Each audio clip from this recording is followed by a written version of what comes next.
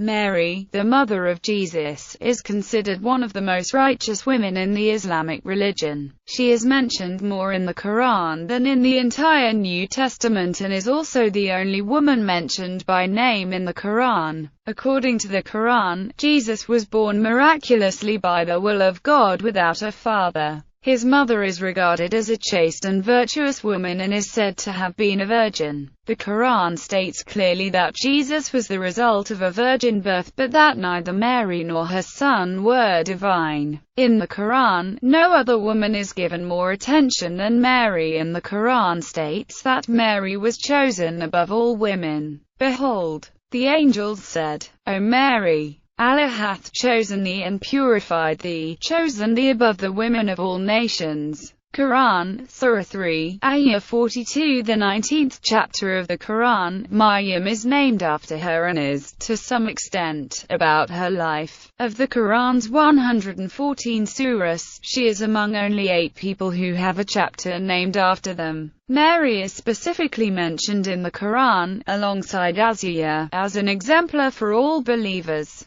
Mary plays an important role in Islamic culture and religious tradition, and verses from the Quran relating to Mary are frequently inscribed on the mihrab of various mosques, including in the Hagia Sophia family. The Quran calls Mary the daughter of Imran and sister of Aaron. In the Quran, Hannah prayed for a child and eventually conceived, but her husband, Imran, died before the child was born. Expecting the child to be male, Hannah vowed to dedicate him to isolation and service in the temple. However, Hannah bore a daughter instead, and named her Mary. Mary in the Quran. Mary is mentioned frequently in the Quran, and her narrative occurs consistently from the earliest chapters, revealed in Mecca, to the latest verses, revealed in Medina. The birth of Mary is narrated in the Quran with references to her father as well as her mother. Mary's father is called Amran in tradition and is the equivalent of Joachim in Christian tradition. Her mother is called Anne, which is the same name as in Christian tradition. Muslim literature narrates that Amram and his wife were old and childless, and that, one day, the sight of a bird in a tree feeding her young aroused Anne's desire for a child. She prayed to God to fulfill her desire and vowed, if her prayer was accepted, that her child would be dedicated to the service of God.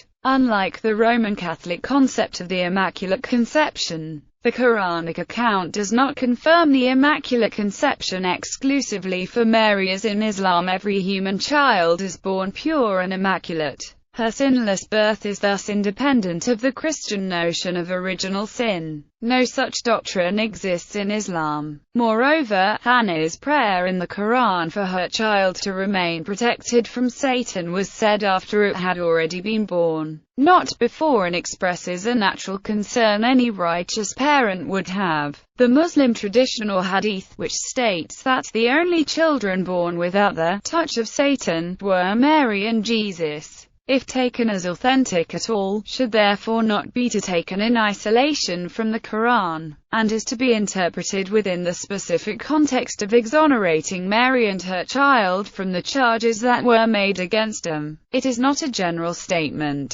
The specific mention of Mary and Jesus in this hadith may also be taken to represent a class of people, in keeping with the Arabic language and the Quranic verse, O Satan, surely thou shalt have no power over my servants, except such of the erring ones as choose to follow the early years. The Quran narrates that Mary grew up in the temple of the prayer, and had a special place in the temple of her own. She was placed under the care of the prophet Zechariah. The Muslim narrative makes it clear that lots were cast as to who should be the guardian of Mary, and the outcome was that she should be placed under Zechariah's care. As often as Zechariah entered Mary's prayer chamber, he found her provided with food, and he would ask her where she received it from, to which she would reply that God provides to whom he wills. Scholars have debated as to whether this refers to miraculous food that Mary received from God, or whether it was normal food.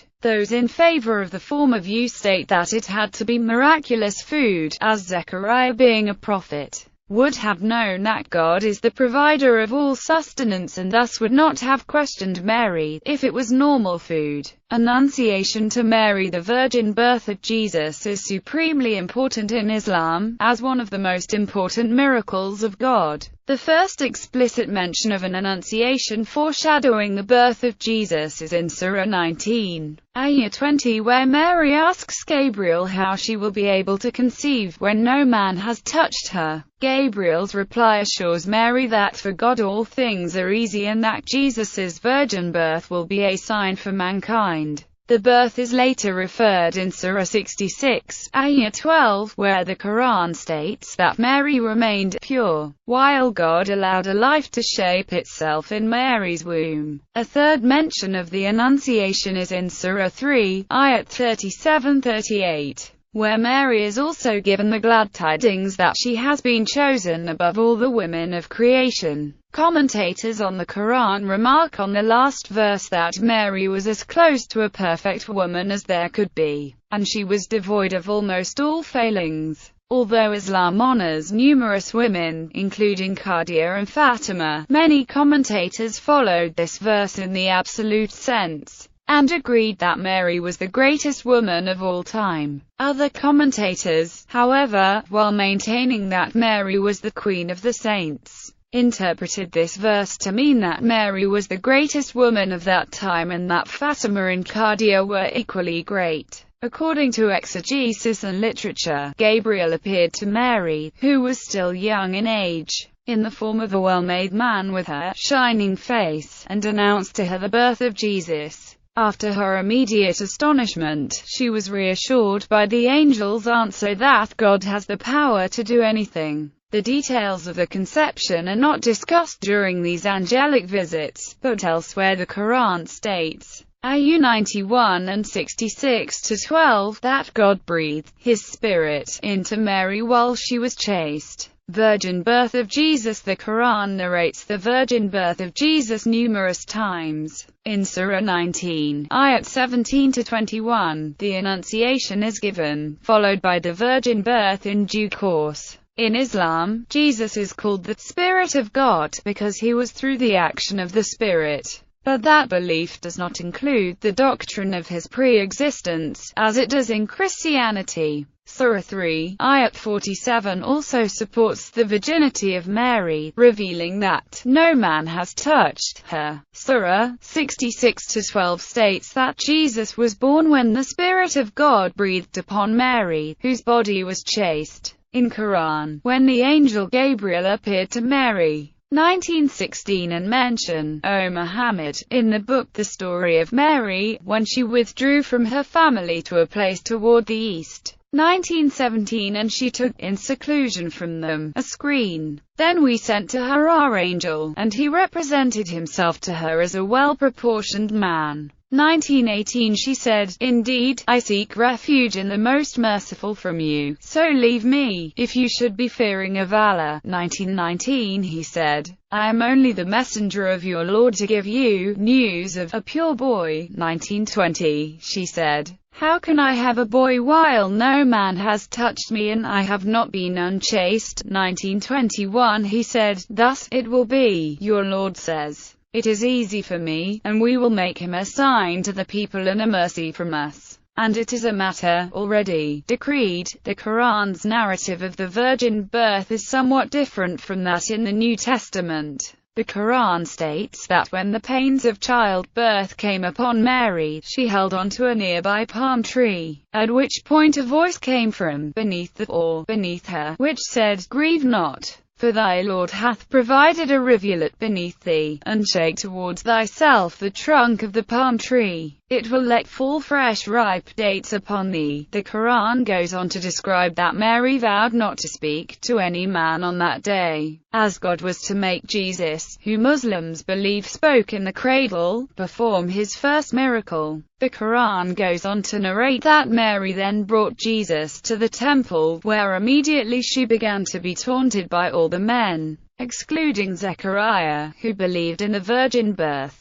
The Israelites questioned Mary how she came to be with child whilst unmarried, to which Mary pointed to the baby Jesus. It was then that, according to the Quran, the infant Jesus began to speak in the cradle, and spoke of his prophecy for the first time. Mary in current Islam. Mosques are named after Mary. Mary, mother of Jesus Mosque in Hoppers Crossing, Victoria, Australia. Mosque Mayum, the Nation of Islam National Center, Chicago, Illinois. Mary in Muslim tradition. Mary is one of the most honored figures in Muslim history, with the majority of Muslims viewing her as one of the most righteous women to have lived, and a minority viewing her as an actual female prophet. Muslim women look upon her as an example and are known to visit both Muslim and Christian shrines. Muslim tradition, like Christian, honors her memory at Matariya near Cairo, and in Jerusalem. Muslims also visit the Bath of Mary in Jerusalem, where Muslim tradition recounts Mary once bathed, and this location was visited at times by women who were seeking a cure for barrenness.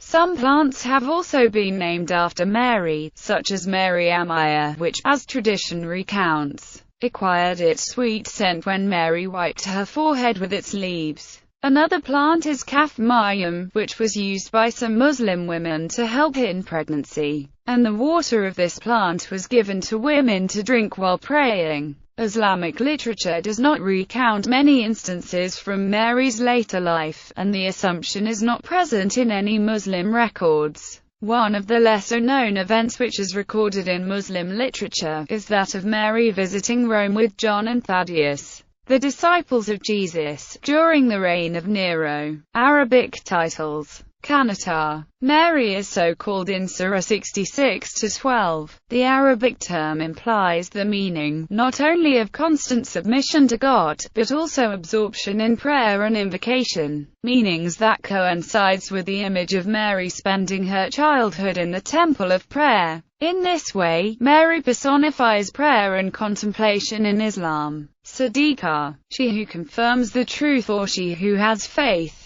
Mary is called Siddiqah twice in the Quran, ayat 73-75 and 66-12. The term has also been translated, she who believes sincerely completely. Sajida. She who prostrates to God in worship. The Quran states, O Mary, worship your Lord devoutly. Prostrate yourself. While in sujood, a Muslim is to praise God and glorify Him. In this motion, which Muslims believe to be derived from Marian nature, hands, knees and the forehead touch the ground together. Raki'ah. She who bows down to God in worship. The Quran states, O Mary, bow down in prayer with those men who bow down. The command was repeated by angels only to Mary, according to the Muslim view. Ruku. In Muslim prayer, during prayer has been derived from Mary's practice. Tahira. She who was purified.